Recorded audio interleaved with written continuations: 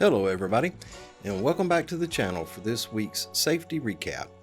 Before we get started, make sure that you give me a thumbs up down below here to encourage me to make more videos of this type.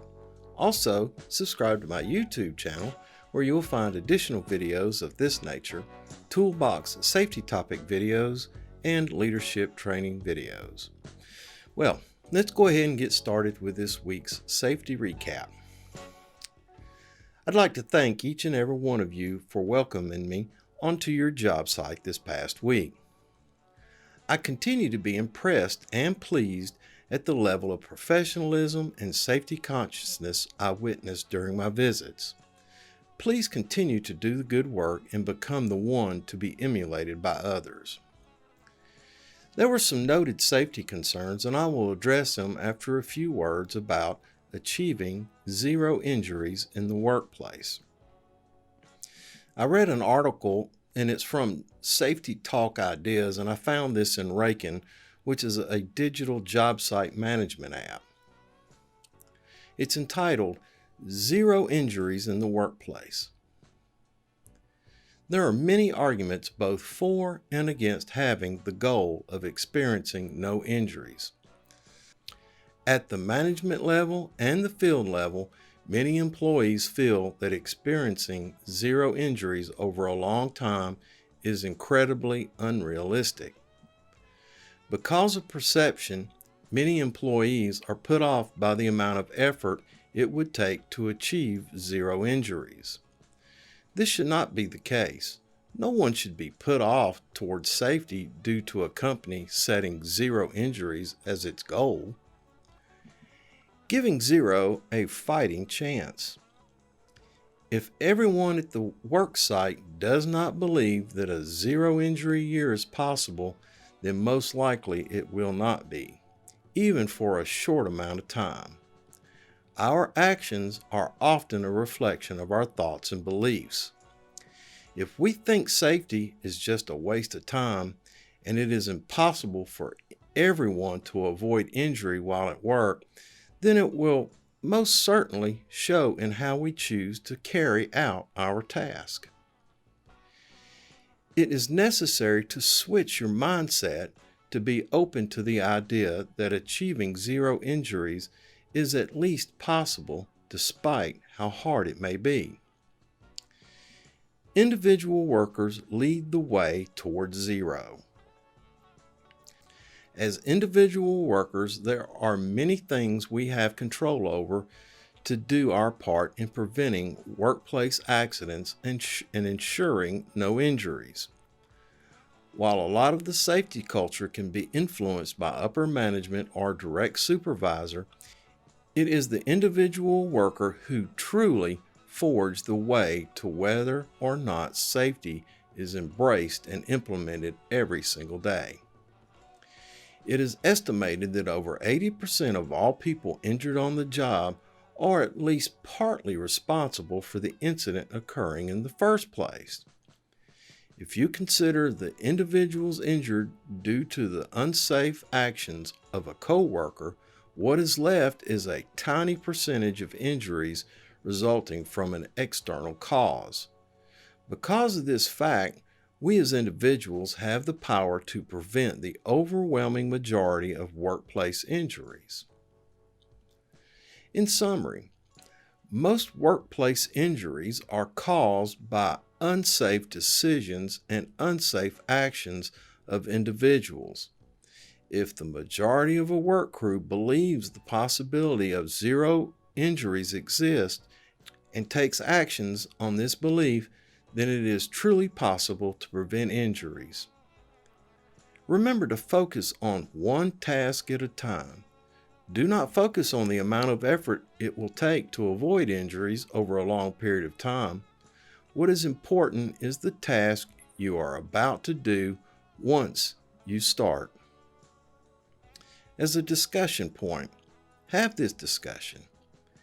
Is Goal Zero helpful or harmful for a company's safety program? And then say why. On with the recap. Who's in charge? OSHA requires the presence of a competent person. Now, what is a competent person? An OSHA competent person is defined as one who is capable of identifying existing and predictable hazards in the surroundings or working conditions which are unsanitary, hazardous, or dangerous to employees, and who has the authorization to take prompt corrective measures to eliminate them. It's 29 CFR 1926.32F. This begs the question, is the superintendent in charge properly trained to fulfill the roles of the competent person in the eyes of OSHA? Competency in an investigation may require documentation to attest to the training and qualifications of the appointed competent person. Let's talk about scissor lift safety. Company policy requires that employees be tied off while working in a scissor lift. Now, the OSHA standard states, and that's 1926-501 B2II, each employee on a walking, working surface 6 feet or more above a lower level where leading edges are under construction, but who is not engaged in the leading edge work shall be protected from falling by a guardrail system, safety net system, or personal fall arrest system. Let's talk about eye protection. Company policy requires the use of eye protection while on the job site. You're only given one set of eyes. Take care of them. As a final note and a suggestion, to avoid complacency and to increase hazard recognition and awareness, encourage team members and exercise the 20-20 rule. Every 20 minutes, take 20 seconds to look 20 feet around to identify any hazard that may have developed. All right, boys and girls, that's it for this week's safety recap. Thanks for stopping by, and thanks for watching. Make sure that you give me a thumbs up down below here to encourage me to make more videos of this type. Also, subscribe to my YouTube channel where you will find additional videos of this nature, toolbox safety topic videos, and leadership training videos.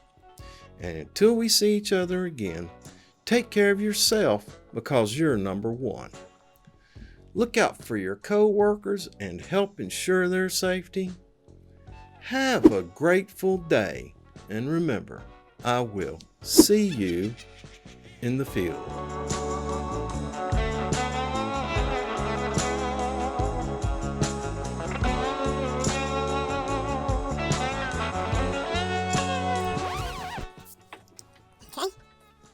Sound check.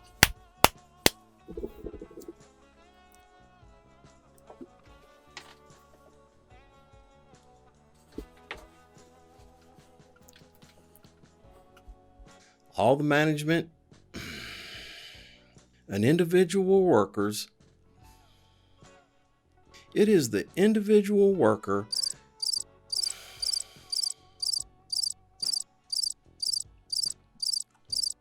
and takes action on this behalf. OSHA requires the presence of who's in charge. As a final note and a suggestion, God, my throat is parched. 13 and a half hours at the job, 5 job site visits, all kinds of conversations. At the end of the day, my throat is wore out. But you know what? You guys are worth it. Thanks for watching. Have a grateful day. All right. Stop recording.